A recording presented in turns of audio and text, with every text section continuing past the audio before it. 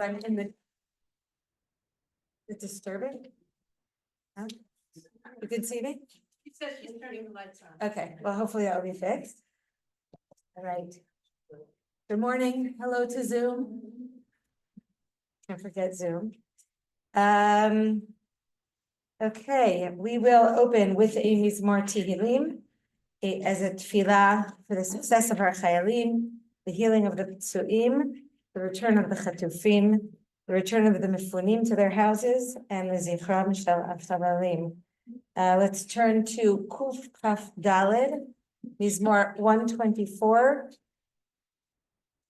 You're welcome to say along with me or just to follow along. Shir Hamalot LeDavid, Lulei Adonai Shehaya Lanu, Yomar Na Yisrael, Lulei Adonai Shehaya Lanu Bekum Aleinu Adam, Azai Chaim Launu, Bacharot Apam Banu, Azai Maim Shtafunu, Nachla Avar Al Nafshenu, Azai Avar Al Nafshenu Hamayim Hazedonim, Baruch Adonai Shelo Netananu Terech Ushimihem, Nafshenu Ketzipor Nimlata Mipach Yokshim, Hapach Nishbar Va'anachnu Nimlachnu, Ezreinu B'Shem Adonai Oseh Shamayim Ba'aretz. Okay. I'll just mention one point that I forgot to mention last time, and that is that, of course, in this kind of setting, it's somewhat difficult to take questions. It didn't come up last time. But, if there are questions of clarity, please feel free to raise your hand. If not, I'll try to leave the last few minutes of the class for questions. And if that doesn't work, you're always invited to touch base with me by email. My email is very easy, Yael Ziegler @gmail.com. I'm always happy to hear questions or comments, or best of all, simchas, right? I love to hear about everybody's simchas. It's really great, important, an antidote to everything going on. And I'm always happy also to mention it and share, because I think it makes everybody happy. So please feel free to be in touch with me. Okay, let's turn our attention to Bereshit Perek Kafchet.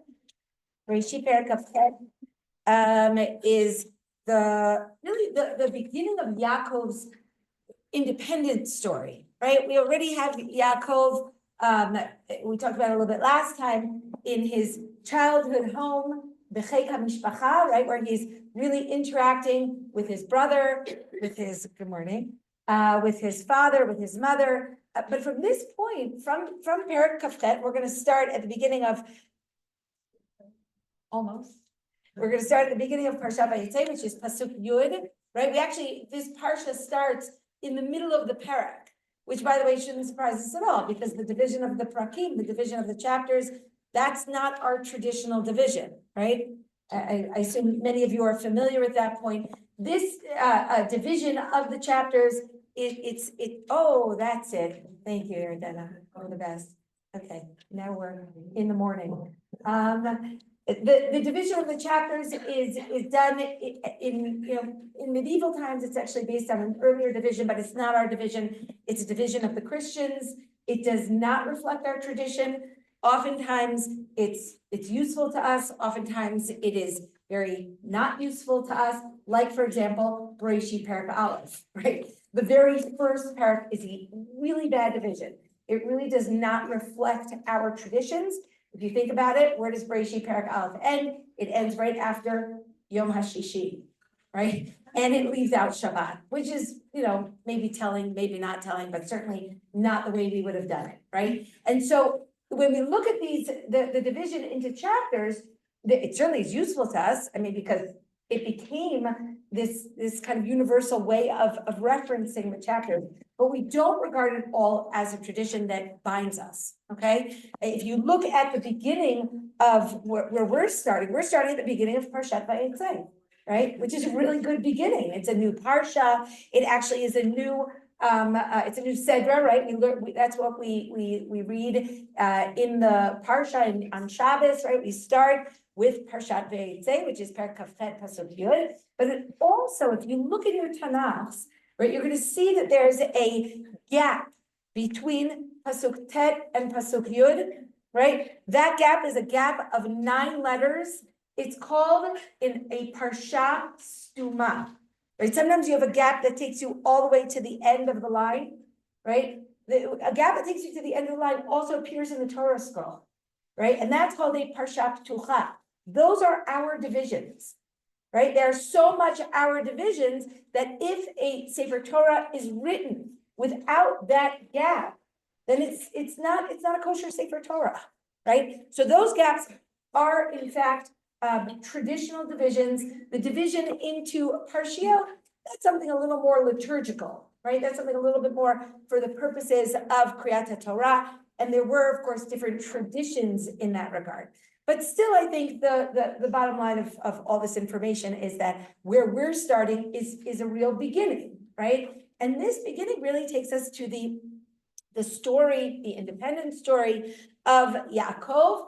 The Torah moves its focus from the land of Canaan, and now we're going to move with Yaakov out of the land of Canaan. Now, that point is significant because Yitzchak is still alive, right? And Rivka is still alive, and yet we leave them, right? We don't actually even know what's going on with them. We don't know how Rivka is feeling. We don't know how Yitzchak is doing. We don't know the nature of their interaction with Esav, right? What's going on in the family? We have no idea, because we now turn our attention to the next Av, the next patriarch. We are now interested in Yaakov. That doesn't exactly happen with Avraham and Yitzchak. Our attention is almost exclusively focused on Avraham until he dies. And then we give a kind of a brief period to Yitzchak, right? And now, even while Yitzchak is still alive, we're going to shift our attention to Yaakov. We're totally with him, even though he is not in the land of Canaan. The story is where he is, right? So that, I think it is important enough that it requires our attention. It requires a little bit of thought. This Parsha, right? This period of Yaakov's life, where Yaakov is in Haran, is the centerpiece of his life. We're going to talk about that today. We mentioned it a little bit last time. It really indicates to us that Yaakov is the exile personality, right? That's what we're learning from him. This is the centerpiece of his life. We have several stories beforehand that take place in Canaan. We're going to have several stories afterward that when he returns to Canaan, but the real essence of his life, I think that the centerpiece, what we're really meant to learn from Yaakov, that's what's going to take place in Haran. And it's basically all of Parshat Vayetze, he's in Haran. The other interesting thing about this period of time that he's in Haran, which is chapters 29, 30, 31, pretty long chapters, right? And in 32, he's already going to begin, in Perek Lamed Bet, he's already going to begin to make his way back to Canaan, right? That's the journey back. Both journeys are interesting for us. I think that's also important to note, right? This whole next period that we're going to be dealing with, right? The rest of chapter 28 is his journey towards Haran. He's only going to arrive in Haran in chapter 29. So we're interested also in what happens to him on the journey, right? That's of course going to be true also on his way back. But this whole parsha, this whole section in which Yaakov is in Haran is one long unbroken unit. How do I know it's one long unbroken unit? Because of what I was talking about before, which is that our tradition has these two different breaks in the Torah scroll, right? We have a break of 9 letters, a parsha stuma, and then we have a break until the end of the line, a parsha tucha, and there are none of those for all of these chapters. It's a very long, unbroken unit in the Torah. And of course, it's telling us both that this is a unit, but also I kind of have this feeling that we're kind of holding our breath during this unit, right? We're waiting to see what's going to happen. This is a very, first of all, it's new territory, right? What's going to happen now with the Av that leaves, right? We haven't had this before. And there are some really sticky moments, right? There are sticky moments, there are dangerous moments. The whole story is precarious. We have this one moment, which we're going to see, where Yaakov seems about ready to come back. And then Lavan says, no, I'll give you a better salary. And he stays, sort of, right? I mean, that's basically what happens, right? So that sense that you can always get caught, right? in the maw of the prosperity, right? I think that's part of the story there. There's just so much about the story, I think, that really is relevant and vibrant and it has tension within it, right? How are we gonna get back? When are we gonna get back? When we get back, what will we be like? Right? This is the story of Israel, right? The story of exile is not a small part of our situation. It's not a part where we're not growing and changing and experiencing things that are fundamental to who we are as a people. And so that's why this section, I think, is so important for us. It's also, it also has an internal structure. By internal structure, maybe I'll just mention last time, in the last class, I was a little bit trying to introduce my methodology for the benefit of those who have not taken my class.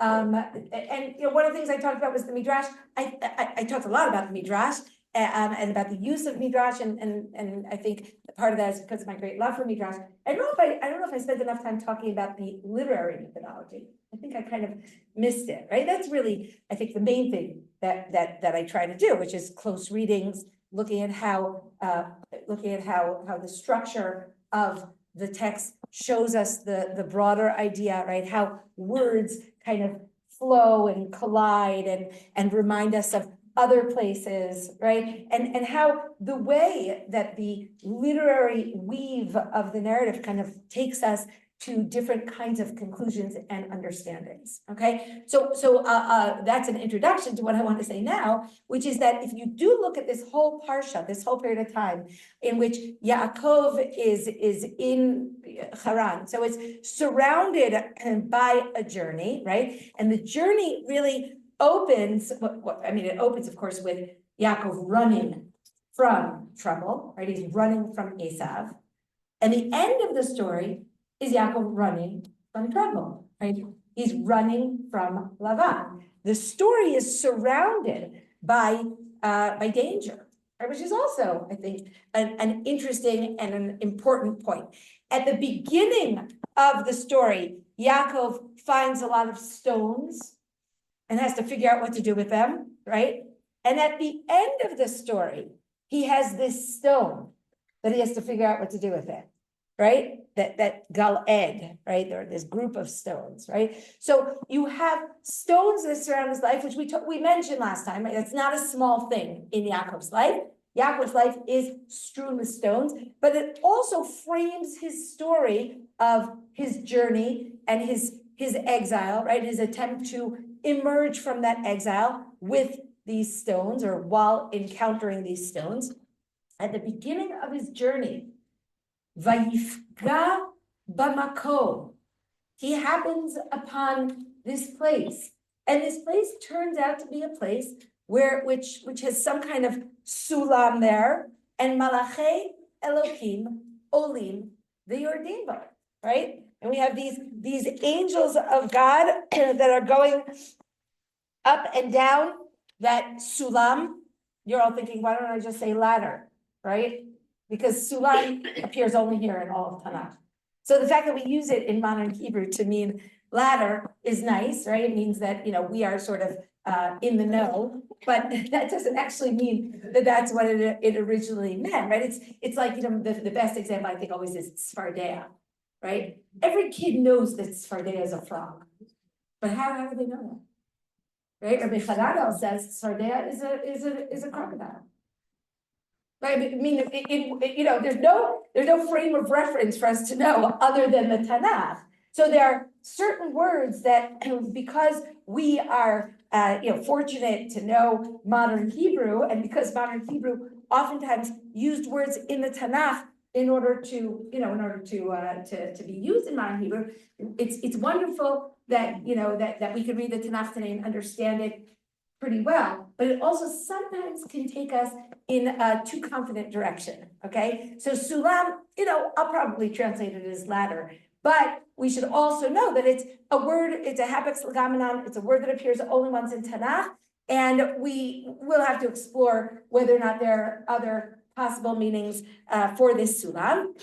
In the meantime, the last thing I wanted to say about the frame of the story is that at the beginning of the story, Yaakov meets these Malachei Elokim, right? These angels of God.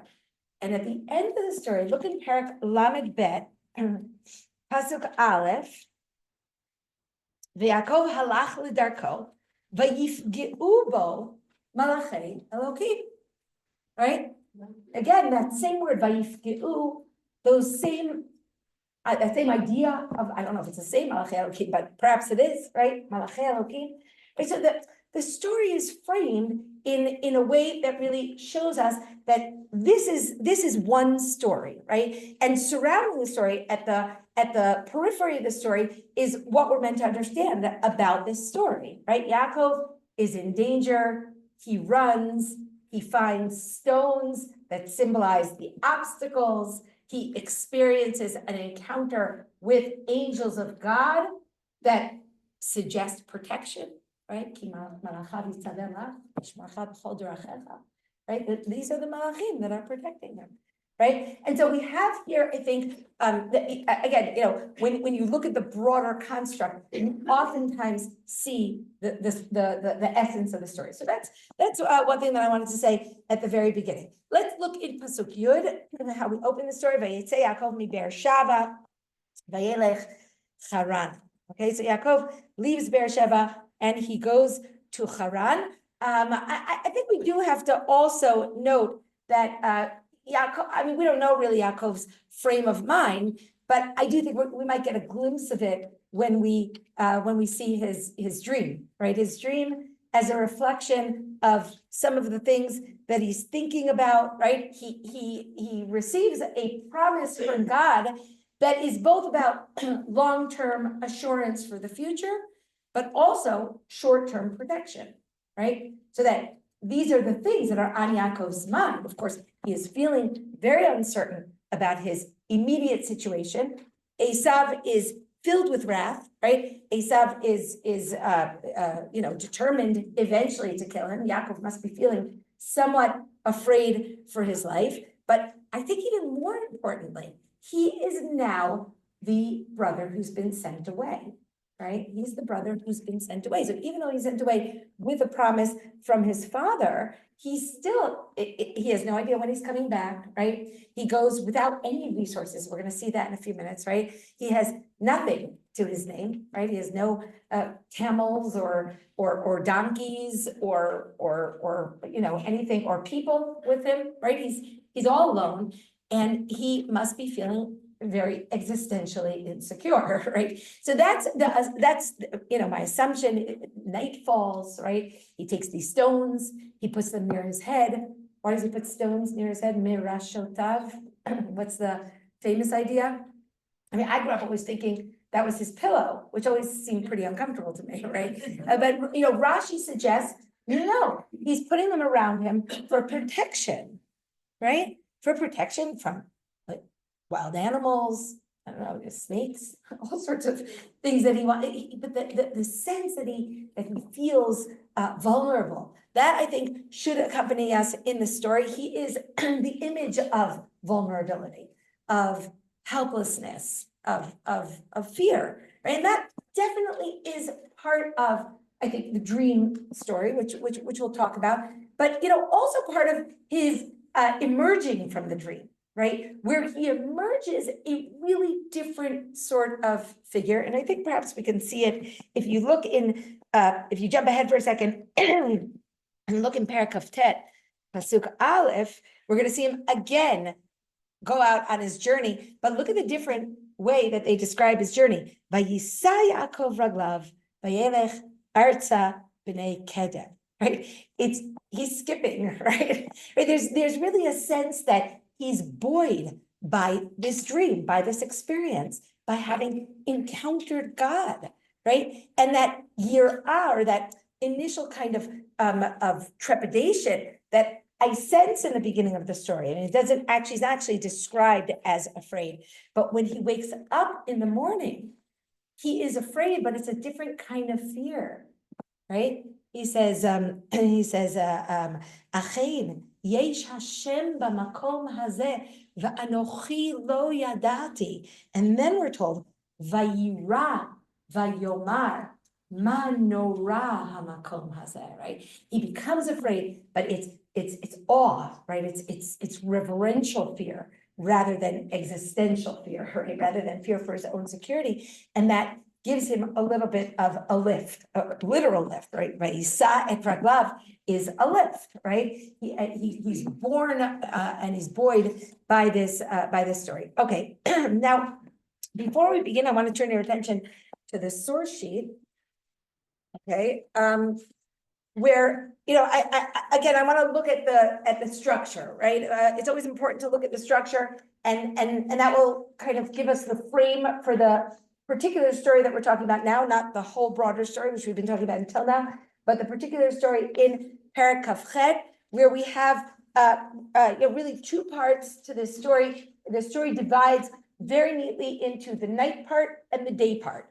Okay, and the night part is naturally more uncertain, more frightening, right? The morning is more hopeful. Lahagid baboker chastecha ve'emunatcha balelo, right? The morning is a time of chesed, it's a time of promise, it's a time of anticipation and joy, and the night is a time of fear and uncertainty, right? In Tanakh, also the night oftentimes is a metaphor for exile, right? And the morning is a time of geula.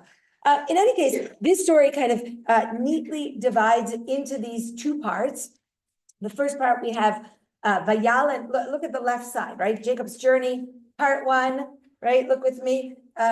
Jacob is asleep at night. That's our second box there. Yael and Sham Kiva Hashemesh. If you look at the right side, starting in Pasuk Yud Zayin, right? Yaakov wakes up in the morning, right? Vayashkem Yaakov baboker. So the story itself has these two different time frames. In both parts of the story, the emphasis is on the word hamakom, right? This is a story with place consciousness, right? Which is a really important part of the story, okay? The first part of the story has the word hamakom 3 times, really pretty much in rapid succession, right? In Pasuk Yud Aleph, Vayifka bamakom, Vayikach me'avnei hamakom, Vayishkav bamakom, right? So 3 times he comes to this place. In the morning, he wakes up and he understands this place, and he refers again 3 times to hamakom, right? But of course, this time it's really different, right? The first time, it sort of feels like he happens upon a place, right? It's not an important place. It's just a place, right? But when he wakes up in the morning, he says, Achei yesh Hashem bamakom hazeh, ma norah hamakom hazeh. And then what does he do? What's the next thing that he does? I brought for you in the chart. Vayikra, oh, sorry, there's a typo. Vayikra et shem hamakom. He gives it a name, right? The first thing I think that we have to understand is that Yaakov is learning place consciousness, right? What we call in Hebrew, Kiddusha HaMakom. He's recognizing that there is value and divinity in a place. Now, on one level, this makes it harder to leave, right? He's now leaving HaMakom. But there's something, and I alluded to it also last week, there's something actually almost contradictory in this chapter, because on the one hand, he's learning Hamakom is the place, that's where God is. There's, a ladder connecting me, or a sulam, connecting me to God in this place. On the other hand, he's being told, don't worry, go, and I'll be with you, right? So he's being given two, I wouldn't call them contradictory messages, but complex messages, right? This is the place where you want to be. This is a place where you need to be. This is a place where you're going to be the best, spiritual persona that you can be. But don't worry, because even when you're not here, you will still have God with you, right? But don't forget to come back. Mm-hmm. That's the point, right? The point is that this is such a powerful experience that he's meant to keep it with him throughout the time that he is away, because the time that he's away, right, it kind of, there's a process of erosion, right? You're somewhere else, you forget the first place, you get used to it, get married, have 11 children, right? And, he's there, he has flocks, he has prosperity, he has a certain comfort level there, and it's easy not to come back. And by the way, he doesn't come back because of his memory of the dream. He comes back because of a new dream, right? Eventually we're gonna see, right? So with all of the potency of this moment, it's still, it still has its limitations, right? But it is a very powerful moment. Okay, let's look at the next part.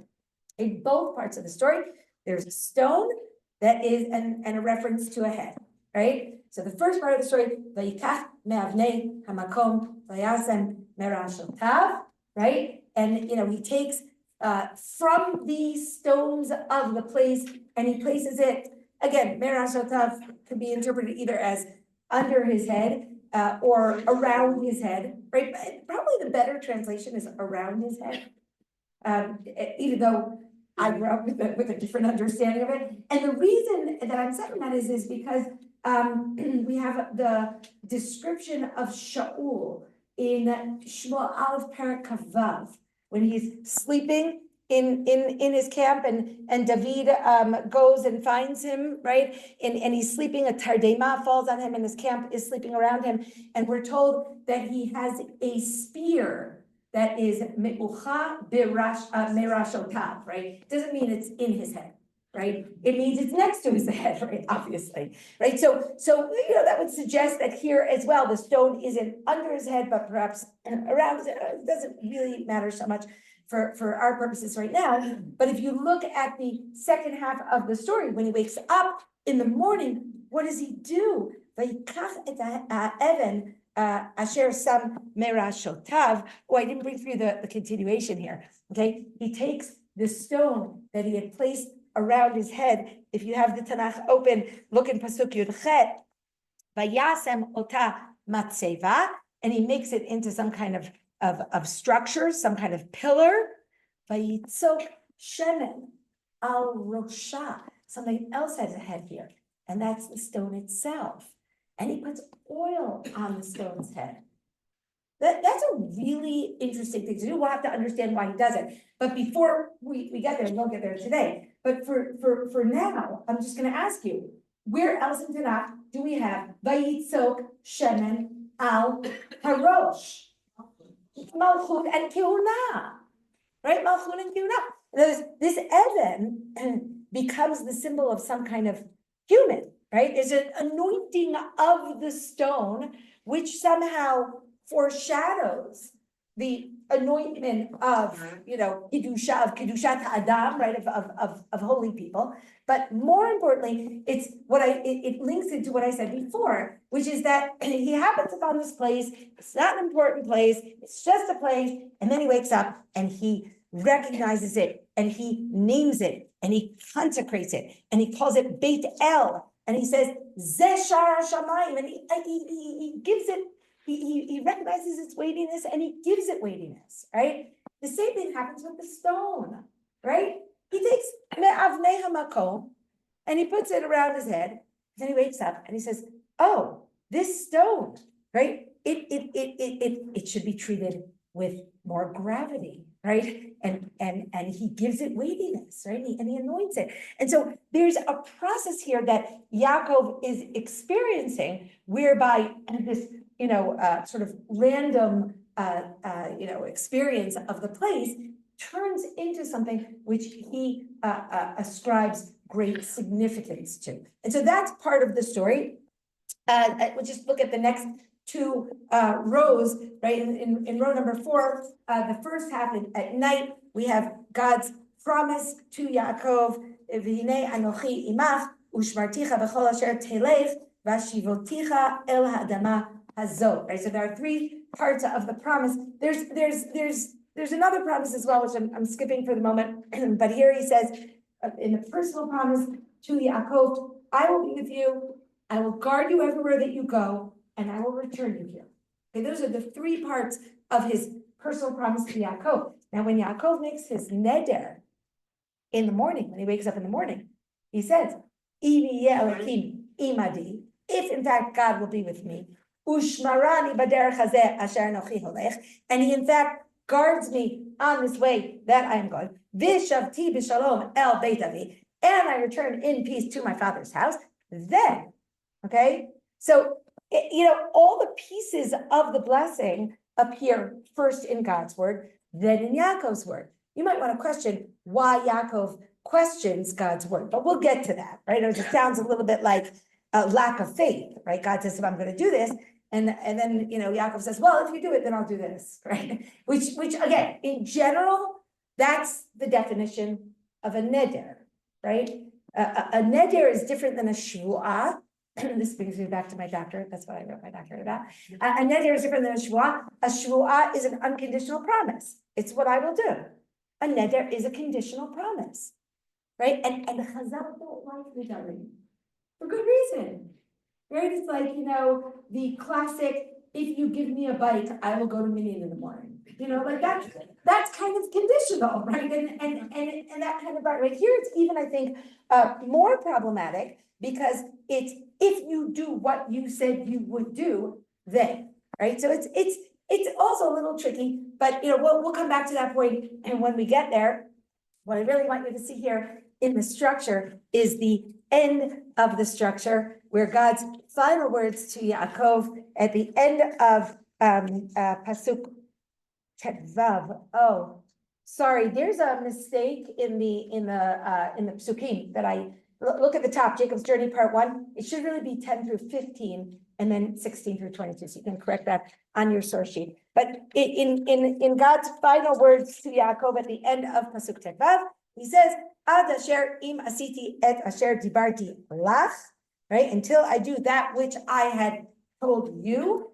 And what are the last words of part 2? I think it's really wonderful. Right? It's Yaakov's final words to God. V'chol asher titein li aser esranu lach, right? I will surely give you a tithe, okay? So it's the mutuality of this story, which I think is emphasized by these two parts of the story, right? The first part of the story ends with God's promise to Yaakov, and the second part of the story ends with Yaakov's conditional, but still promise to God. So Yaakov really understands here that he is entering into some kind of covenantal relationship, which has mutual obligations and mutual promises, okay? All right. Let's go back to the text itself. This is kind of the broader structure, now and in the next class, we'll be filling in some of these ideas.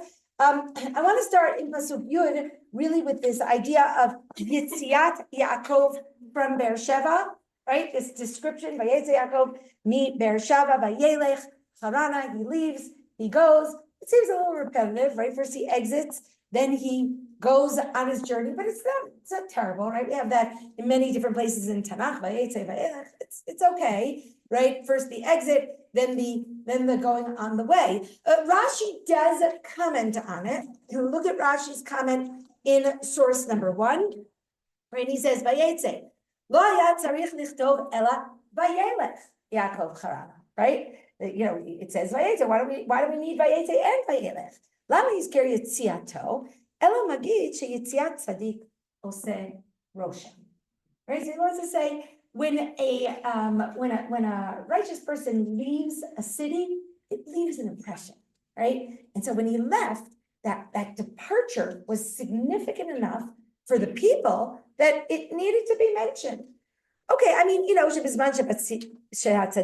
continuing a little bit in Rashi. At the time that the tzaddik is in the city, hu hoda, hu ziva, he hoda, he ziva, he hadara, right? The presence, I don't know why it's he hoda, should be who hoda, but okay. His presence in the city is the glory of the city. It's the light of the city. It's the majesty of the city. And suddenly the tzaddik leaves and the city feels dark, right? I actually thought about this, Rashi. I remember when Rav Nicholson passed away, because he lived a few blocks from me. He lived in Alon Shud. And I remember thinking about this Rashi a lot, like feeling like, oh, Alon Shud feels less today and since then, right? So that idea, I think, is one which is true, right? There's a sense that when there's someone great in the place, so you feel that the place is greater, it's brighter.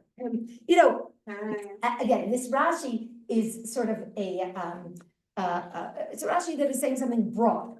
I don't know if it really applies to Yaakov, right? So far, we haven't seen Yaakov's positive influence in the city. I mean, I understand why Rashi's saying it, but it doesn't ring with the sense of shock, right? Of the simple meaning of the story. I think he's making a comment, which is it's a pedagogical point, right? It's a chinuchi point. It's a point that, that is true. Not sure if it's true, within the context of the story. He is an ish tam yoshev ohalim. Maybe he did spread good, but we've never seen it at all. That's not something that we've seen. But then Rashi goes on to say something else. V'chein v'teitzei min hamakom ha'amor b'ne'omi varut. Okay, and Rashi says it there also in Root Parak Aleph. And actually, if you turn for a moment to Root Parak Aleph, because I can't pass up the opportunity to look at Root Parak Aleph. No, I do restrain myself, but here I really do want you to see it inside. Look at what happens in Root Parak Aleph. In Root Parak Aleph, we have, starting in Pasuk Vav, we have the description of Naomi leaving Moab to go back to Beit, right? The first 5 psukim of Ruth are an introduction to the book, and starting in Pasuk Vav, we have the story itself, and the story starts with her leaving Moab, right? That's actually the beginning of the present day story. Until now, it's been sort of, a summary of events. Pasuk Vav, "Vatakom hi v'chalotea." She and her daughters-in-law get up, "Vatashov mistei Moab," and she returns from Sdei Moab, because she heard that, the famine's over. God has decided to give the people food again. Pasuk Zayin, v'teitzei min hamakom asher hayeta shama, and she leaves the place where she was, u'shtei chalotea ima, and these 2 daughters-in-law who keep being described as almost an appendage, because if you'll note, all of these verbs modify only Naomi, right? They're all in singular form, right? Vatakom, vatashov, vateitze, right? And then we have the shtei chalcha, vatelachna, vaderech. Now this is plural form. Lashuv el Eretz Yehuda. Okay, vatelachna. So what do we have? We had vatakom, vatashov, vateitze, vatelachna. Now, Rashi there is really only working with vateitze and vatelachna, which is exactly what we have here, right? Rashi is working with, she left and she walked. Why do we need twice? Because Naomi's presence was a positive presence. It spread good, it spread light, it spread majesty. And when she left, Moab was never the same. Okay, that's what Rashi wants to say. But when I looked at this Rashi, actually, it drew my attention to something else, which is that there are so many descriptions of Ruth and Naomi leaving, or of Naomi leaving. So many, it just over and over and over. We're told where there's a verb that tells of her leaving. Let's go back to Yaakov and see what happens with Yaakov.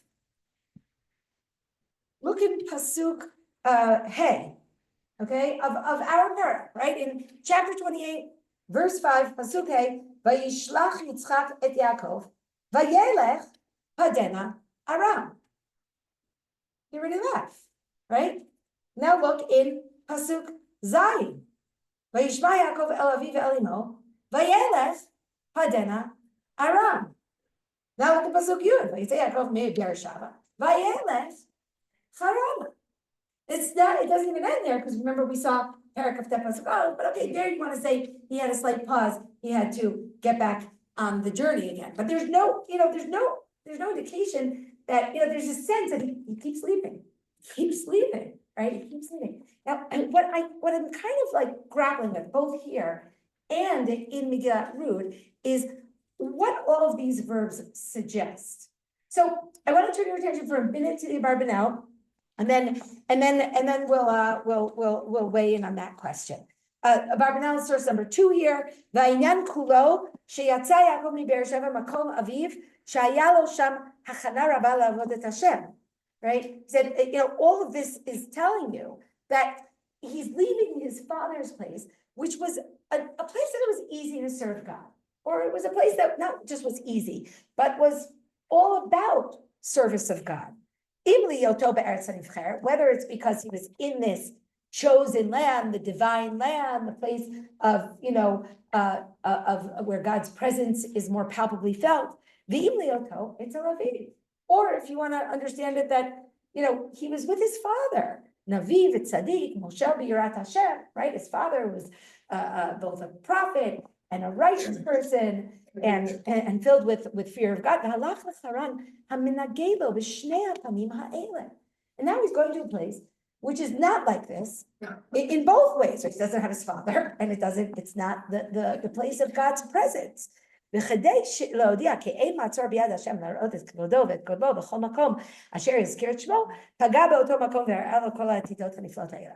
we already said, right? He said, in order to sort of comfort Yaakov, console him, also support him and tell him, don't worry, you're still going to have God. So that's why God comes to him now.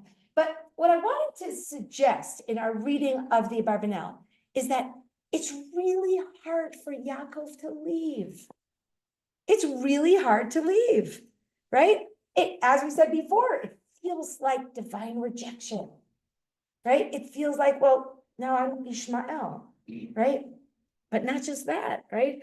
He's leaving his mother, he's leaving his father, he's leaving under bad circumstances. And the sense is that I have the sense when I read it is Vayelech, no, not ready, right? Vayelech, still not ready, right? Vayelech, right? There's this, he keeps putting one foot forward and then taking it back again.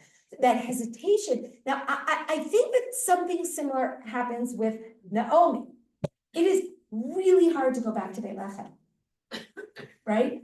It's really hard to go back to Beit Lechem. First of all, when she left, she had a husband, she had 2 sons, she had resources, she had the ability, she was wealthy. Right? She left full, right? And now she's empty, okay? She has, these 2 daughters-in-law who she clearly is not so enamored of them coming with her, right? And she's not even sure that they're going to stay with her because she is going to try to convince them to go. So when she leaves as a solitary figure. And not only that, she left the people of Beit Lechem during their time of troubles.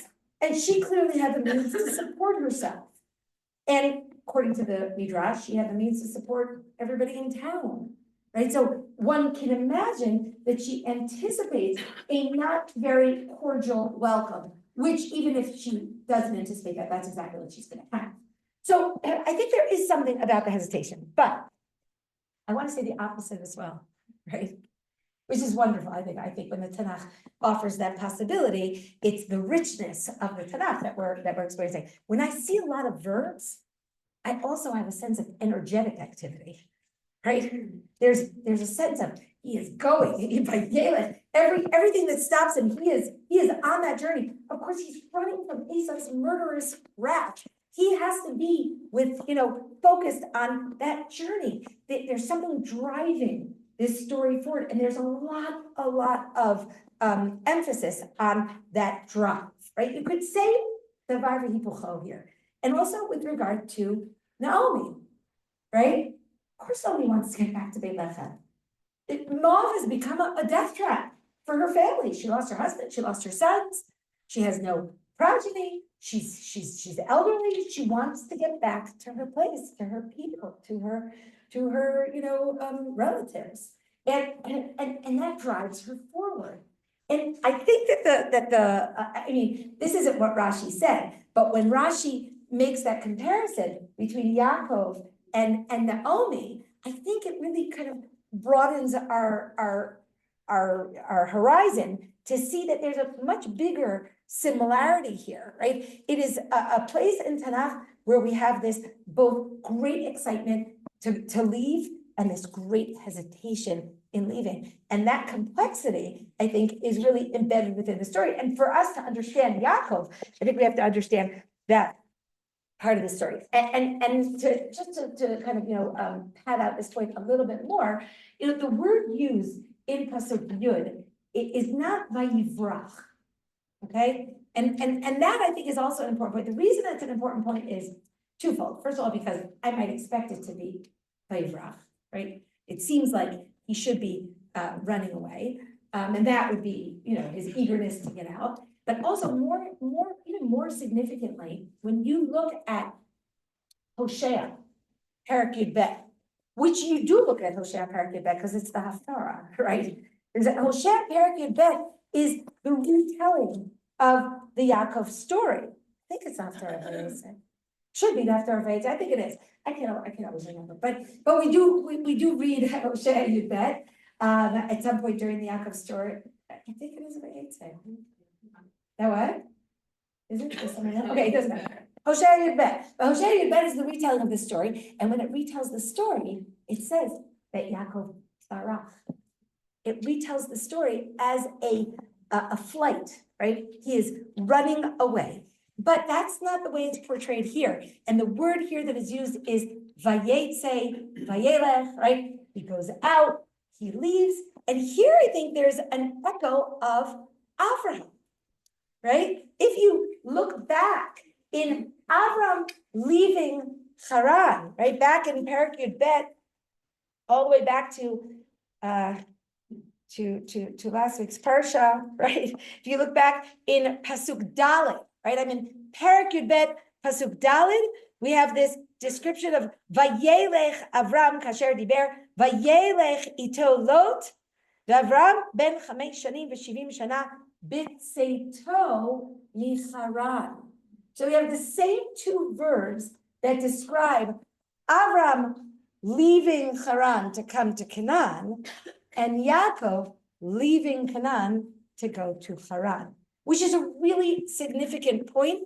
I'll say for two reasons, I think it's a significant point. First of all, a lot of the modern Parshanim, like Radat Hoffman and Rasha Hirsch, pick up on this. Maybe we'll see that a little bit next week. Pick up on this kind of contrast or almost mirror imaging of Avram and Yaakov, which is something we a little bit alluded to last week, right? Because Avram is the Oleh, right? And Yaakov is the Ish Galut, right? These are really two opposite directions. So in that sense, they are mirror images, right? And we'll see also that the bracha that God is going to give Yaakov on his way out is the same bracha that he gives Avram on his way in. Right, so there's this kind of almost mirror imaging that's going on here, and I think it tells us something else though. In other words, this vayetze vayelech, which is another explanation of why he may be eager to leave. It feels purposeful, right? This isn't just running away. This is going towards his destiny, right? He is being told to go, and he is going with purpose, no less than Avram, when he's told to go, goes with purpose. It may not be the direction that, that we hope for, but it is a purposeful direction. And that I think is part of this, this vayetze and the fact that we don't have Barach. Before I take your question, I want to say one more point because it might answer your question, right? So, remember, Yaakov is told twice that he has to go to Haran, right? Once by his father, once by his mother, right? Why does his mother tell him he has to go to Haran? Back in Perek Kav Zayin Pasuk Mem Bet Mem Gimel. Why does she tell him? What's the reason? What? I can't hear. To run away from his To run away from Esav, right? Because there's danger, right? His mother sends him to Haran for a negative reason. I mean, again, it's the right thing to do, right? But for a negative reason, she sends him to Haran, because of Esav's anger. You could even take this further. The word Haran has connotations of anger, right? Which the Midrash obviously brings up. Haron aho, right? She sends him to Haran. There's something negative. There's something past oriented about this, right? We have to expiate the past. But when Yitzchak sends him to Haran at the beginning of Perek Kafchet, he doesn't send him to Haran actually. He sends him to Padan Aram. I guess some of you probably noticed that, there are different names for the same place. That's true, right? I mean, that's true till today. I mean, it doesn't bother me. It doesn't require me to say that these are two different authors, right?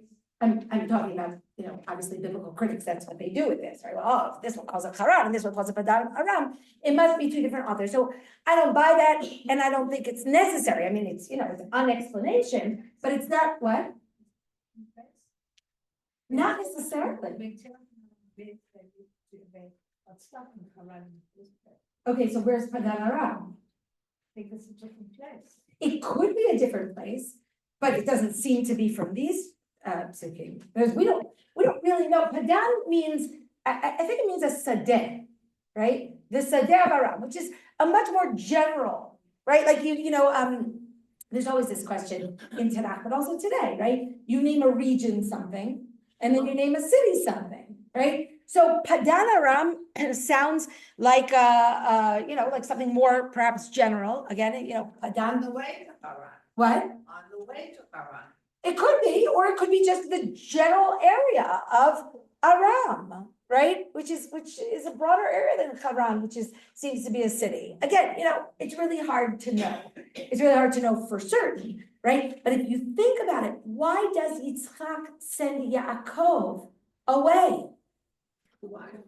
Find a wife. What is Padan Aram? The fields of Aram. It sounds much more positive than Haran, right? It's fields are fertility, it's future oriented, it's looking also for prosperity, for success, for something constructive, right? So Yaakov is going, there are different reasons that he's going, right? Which again, I mean, this is it's all so realistic. It's also so human and so true. We don't have to bifurcate people in Tanakh more than we do it to ourselves, right? We don't have to suggest that if he has one reason, he can't have another reason, or that this necessarily means that Yaakov is two different people. No, people contain many, many different aspects. And when he leaves, he is eagerly, and he is afraid to leave, and he's eager because he wants to get away, and he's eager because he wants to go forward. And this is a divinely sanctioned journey, as we're going to see, and it's a journey which is sanctioned by his parents, and he has to marry a non-Canaanite, like his father had to marry a non-Canaanite, and he has to have children in a place of fertility, because the land of Israel is a place which is very difficult to get children there. Right? You notice that? In Sefer Bereshit, right? He goes to Haran, and there he has 11 children, right? And just like Am Yisrael, where do Am Yisrael go to become a fertile nation? Egypt, Bnei Yisrael paru v'yishatzu v'yirbu v'yatzmu d'ma'od me'od v'timalei ha'aretz otam, right? They become a fertile nation there, right? And he goes to become the model of exile and return. That's the story. It's not a story which is steeped only in negative. It's both. Yeah, sure. Yeah, Sukim mentioned both Haran and Padan Aram in succession, in really quick succession. Yeah. So like the argument of they're going to do, at first it wasn't going to different places. Yeah. So it's kind of an odd, what do you make of that? Well, what I made of it may or may not be consistently applied, which is that I was suggesting that they have two different connotations in terms of their meaning. I'm not gonna, apply that strictly, but I do think it's interesting that the word Haran is, appears when his mother sends him, and Padan Aram appears when his father sends him, and presumably we would look for the significance of each usage, but I didn't actually do that, right? I just kind of, sort of applied it generally. But yeah, I mean, you would want to look inside and see how it appears, but it's always a little bit hard to create a theory and then try to fit every single occasion into the theory. Because though I think that it's a place that has different names. Maybe it is two different places, this place next to that place, this place on the way to that place. And, I don't know. We actually don't know, right? But, it definitely does seem to suggest that there are different goals, right? When you're going to a place, it's a symbol of having a goal. So that's why I understood it the way I did. Yeah. First of all, you were right about Shaya and the. Okay. No Shaya. Okay. Maybe I'm missing something, but it says Harana. Yeah. Correct? Yeah. Not Harana, Harana. Before it's Harana. Yeah, first time. So Kadama is on the way. Repeat the question. Yeah, okay, I'll repeat it for Zoom. That it says Harana, which is to Haran, which towards Haran, which Janice wants to say is not that he's going to Haran, but towards Haran. Usually to Haran means to Haran. You're saying maybe Padan Aram is on the way. Look, it could be, I don't know. He does get to Haran, right? The goal is to get to Haran. When he gets to Haran, that's when he meets the, the shepherds and says, where are you from? And they say, we're from Haran. So he gets to Haran. Again, I like the idea that Padan Aram is something a little bit broader, but, we don't really know, and it remains, remains a matter of interpretation. But I want to go past this, unless you have questions of clarity. Yeah. I was thinking that, Avram's mission of leaving Haran, when Hashem told him, to go out to the father's house and everything that's familiar. Yitzchak, the father, also says, go, it's not Hashem the father, it's Yitzchak the father. He says to go in the same kind of way, that back to Haran where Avram lived. And Haran was also his brother. Yeah. And go back there and see what you can find. Maybe I'm using a poetic justice. Maybe you'll find the people have done tshuva and there's space for you over there. But that by using the same words, probably Yaakov was grateful that there was something that was his pillar. Yeah. Okay. That he was confident at. Yeah. Look, I think that is definitely part of the story, is that Yaakov recognizes that he's being sent on a mission that is similar to Avram's being sent on a mission. That's part of the confirmation that he gets also in the dream, right? That this story of Avram is not the antithesis to his story, but it's part of the story. And one of the things that we'll see is that when Yaakov comes back to Canaan, after this whole, this whole story of him in Haran, he's going to make the same journey as Avram. He's going to go to Shechem, build a Mizbeach. He's going to go to Beit El, build a Mizbeach. Then he's going to get to Hebron, right? So it's the same journey that Avram makes back. It's just that before he can make the Avram journey back, he first has to make the Yaakov journey into exile, right? And then he can come back to Avram's path. Okay, now that I think that point is going to be made in God's words to Avram to Yaakov in the dream, which are going to echo God's words to Avram, and it's not just Yitzchak, right? It's also God telling Yaakov, but that's only going to happen in the dream, right? Until now, we had Yitzchak giving Yaakov on his way out the bracha of Avram. I'll just remind you. Look back in pasuk in Perek Kafchet pasuk Aleph.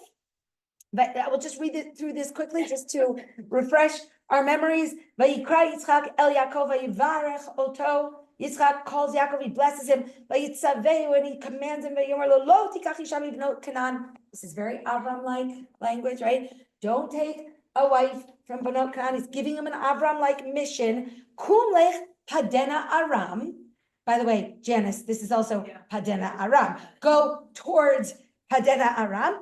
Beita Betuel Avi Imecha, to the house of Betuel, the mother, the father of your mother. The Kach Chamisham Isha Mibnot Lavan Achi Imecha, right? Take a wife from there. The El Shaddai Yivarech Otcha V'Yafrecha V'Yarbecha V'Yid Al Kalamim, right? God will bless you. He will multiply you. You will become a congregation of nations.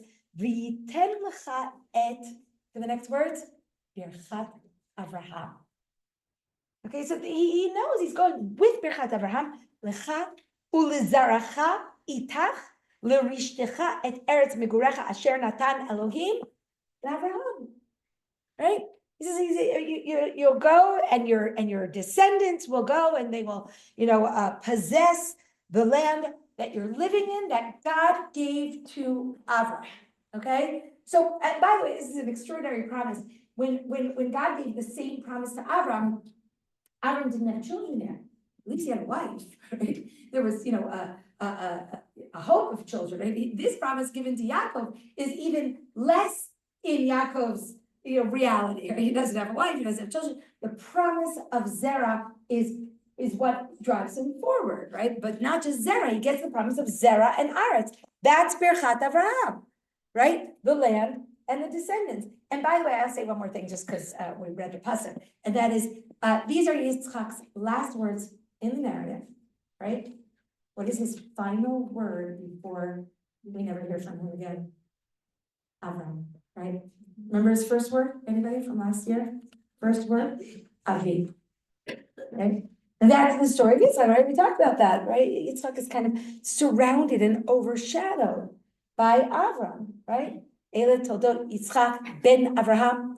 Avraham holid et Yitzchak, right? That's the pasuk. So here we have that point as well. Going back to Yaakov, right? We have this, kind of sense that he does have a positive forward movement in his departure, even while at the same time, one senses the hesitation and perhaps a kind of a sense of insecurity and existential fear, which we see afterwards. So, how do rabbinic texts understand this departure, right? How do Chazal understand this departure? And they spend a lot of time on it.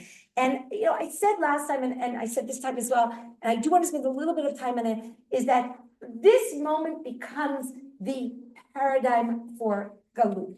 Now, Galut is not a small part of the Tanakh, just the way that it's not a small part of Am Yisrael's story, okay? Ramban actually points out at the very beginning of Sefer Bereshit, I think it's the first Ramban in Sefer Bereshit, where he says Sefer Bereshit is the story of Galut. It's the story of Galut, right? Starting with Gan Eden. The Galut is part of the story. Now, it's part of the story partially because the story of human beings is the story of sin. And when people are rooted in their own land, that's when they become strong and arrogant and inclined to overweening pride and sinfulness and kochi v'otzem yadi, right? Think Kain, right? The owning land and putting roots down in land is something which has a lot of danger, right? We talked a long time ago, for those who were in the class, when we learned Kain and Hevel, we saw a wonderful Rav Shimshon Hirsch, a wonderful parish of Rashar Hirsch, where he talks there. I think you can't read Kain and Hevel without reading this Rashar Hirsch, where he talks really about how the Tanakh works very hard to mitigate the dangers of land ownership. Think of it, how many of our mitzvot revolve around the land. Okay, you can own land, because without it, you can't be a nation.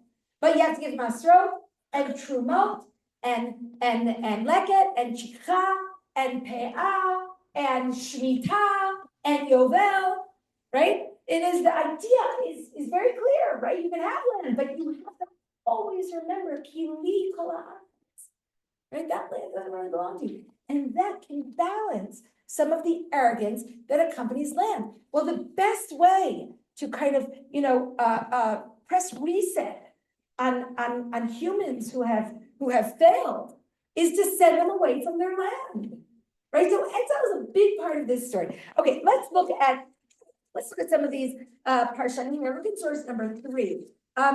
Really, what I think is important to see is how much the story of Yaakov, and especially the story here, really weaves into Chazal's description of Galut, of what Galut is, of what Galut should be, of what we can't forget when we do Galut, of that, the tools that we take with us into Galut. I'll say one more thing about that. Even the dream, right? On his way to Galut, he sleeps, right? It gets dark, and then he has a dream, right? And to some extent, this is the experience of dreaming is the way that Galut is sometimes described, right? We like to understand that pasuk as it was like a dream, right? Like we say in colloquial English, right? We were like dreamers. We came back. It was like the realization of all of our dreams. But it is saying that. But it's also saying when we were there, our lives were like, it was like a dream. We were hovering between some sort of reality and hopefulness, right? Something in between. real life, right? So, and, we have it in share. Ani yeshena v'libi er, right? I'm sleeping, it's the night, but my heart is already beginning to awaken. That's the kind of the movement from galut to geulah, right? She's feeling the morning coming, kol dodi dofet, right? Pitchili achoti, rayati, yamati, tamati, sherashim nimlat tal kavutzotai v'sisei laila. Open the door. My head is damp with the dew. The morning is about to be here, right? So we have this sense that the dream here that Yaakov goes into, it's preparing him for leaving. Okay, look at what Chazal say here in source number 3. Vayelech harana hech mata tamar asher hoga Hashem b'yom charon akom. That's what I was saying, right? Going to Haran is a punishment. It's a punishment. It is an indication, like all exile is, that you have not lived up to, your destiny, your obligations. Chazal don't say it here explicitly, but clearly they're talking about the need to build Yaakov into a different sort of figure. We talked about that last time, right? The deception, he now has to go from being Yaakov to Yisrael. This is filtered through his experience in Haran, where he is going to meet a lot of deception. And so this anger of God that hovers in the backdrop of Yaakov's departure is all part of the story of exile. But before we conclude today's class, I want to say one other thing, because there's a lot, I didn't bring for you even half of the Midrashim that that I saw that really describe this departure as an indication of God's anger, right? By the way, this departure, is filled with psukim from Echa, right? Like in Chazal, right? They keep pulling up psukim from Am Yisrael's later galut in order to describe Yaakov's leaving here, right? That this leaving foreshadows Am Yisrael's leaving Yerushalayim because of God's anger. But I'll show you maybe. But let's skip ahead. I'll show you one other thing. We'll come back to some of these points next time. But let's end with something that I think is a little more beautiful or positive. It's always good. Where is it? Yeah. Did I not bring it? Is that possible? I didn't bring it. I can't believe it. I skipped the positive and the beautiful. Okay, no, there's a lot of positive and beautiful, but we'll pick up on this point next time. I'll just maybe give you a brief kind of outline of what it is that we're going to see in the Midrashim, and that will be our positive and beautiful for the end of the day, right? But aside from seeing Yaakov as the paradigm of the one who has to leave because God is angry at him, which by the way is not indicated in the text, but which Chazal talk about a lot, right? That this is some kind of punishment. They also talk about Yaakov as the example of the one who leaves with a promise of return, with a promise that God will accompany him. This is also Am Yisrael's promise. This is also Am Yisrael, being able to survive in exile, with the ability to survive persecution, with the ability to make something out of nothing. I love that one. That's Rashar Hirsch. That I didn't find in the Midrash. But Rashar Hirsch basically says, you take a Yaakov, you give him no resources. You bring him to a land, he has only the clothes on his back. And look at how he emerges. He says, if this is not the story of Am Yisrael in Galut, right? Again, they couldn't even own land, right? And here's Laban changing Yaakov's, salary 10 times, and Yaakov still emerges in a positive. It's an indication that God is with him. But it's also perhaps an indication of what it is that he's meant to do in Galut, what he's meant to learn in Galut. And we'll see that the Midrash talks about the fact that even when the exile seems to be stretching out endlessly, right? Even when it takes twists and turns that seem to lengthen it, right?